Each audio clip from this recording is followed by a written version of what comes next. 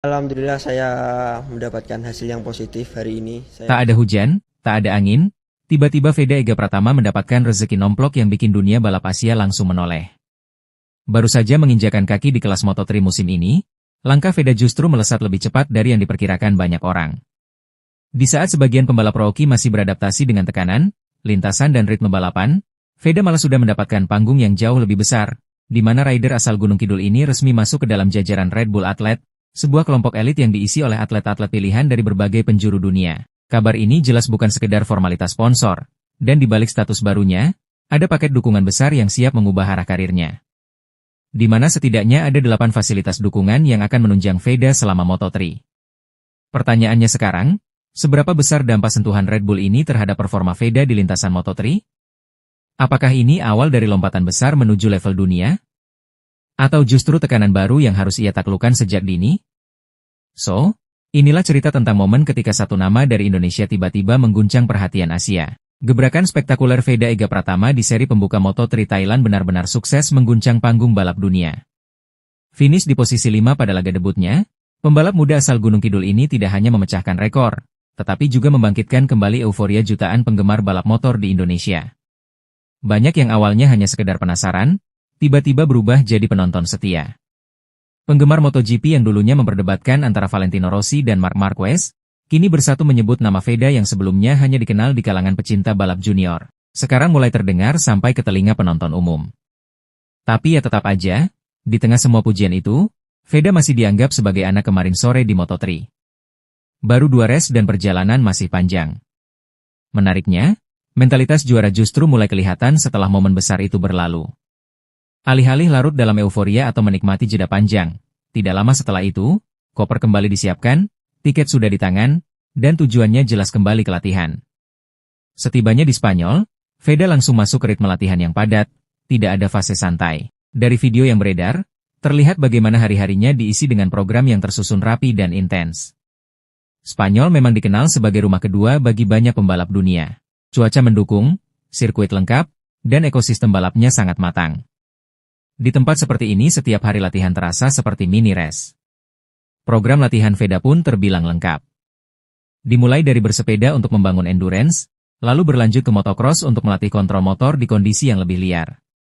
Setelah itu, masuk ke sesi yang paling krusial, latihan di atas aspal. Disinilah detail mulai berbicara. Racing line, braking point, hingga kontrol throttle diuji berulang-ulang. Setiap lap bukan sekedar putaran, tapi proses pembelajaran.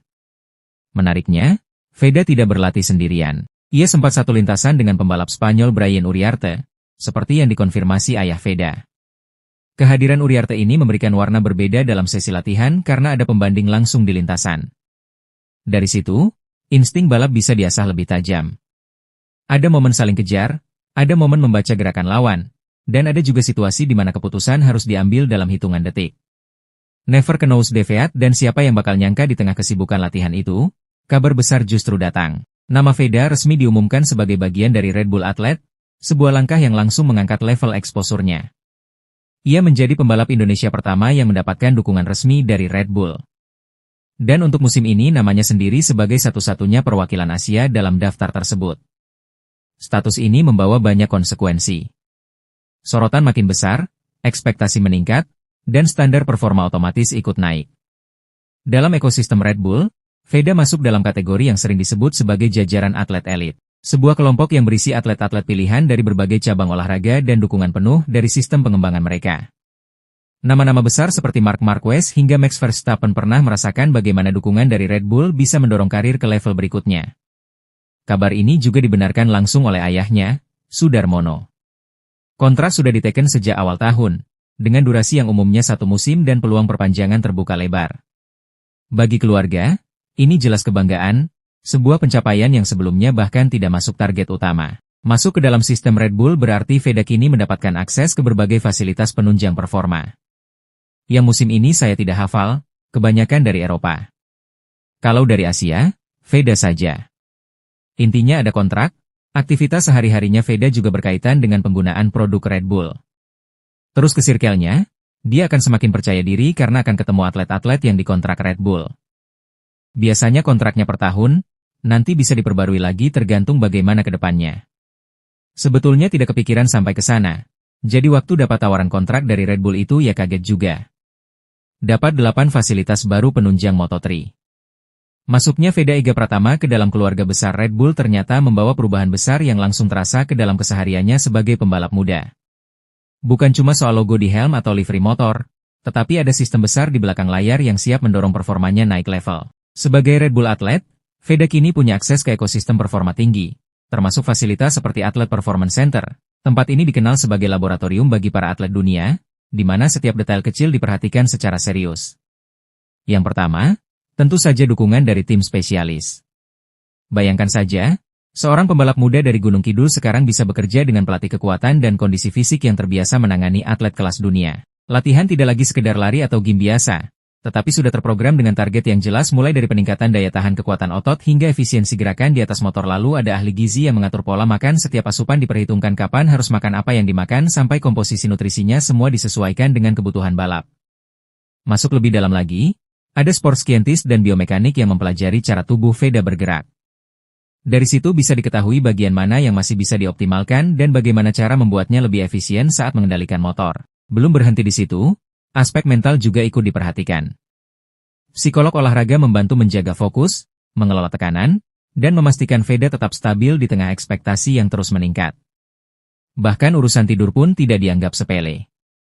Ada pendekatan khusus untuk mengatur kualitas istirahat, karena recovery menjadi bagian penting dari performa seorang pembalap. Semua ini seperti potongan puzzle yang saling melengkapi. Ketika digabungkan, hasilnya adalah peningkatan performa yang lebih terarah dan terukur.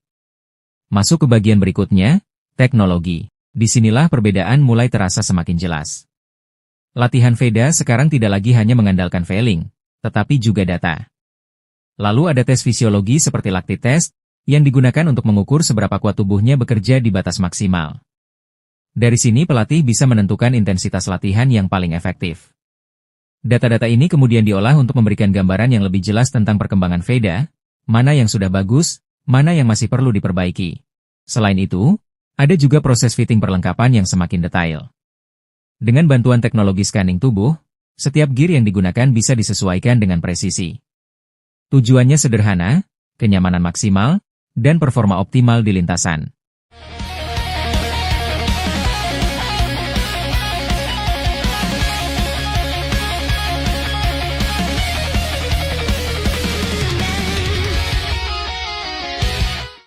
Dan ya, kita lihat besok dan saya siap untuk menjalankan race di hari Minggu dan saya akan melakukan yang terbaik.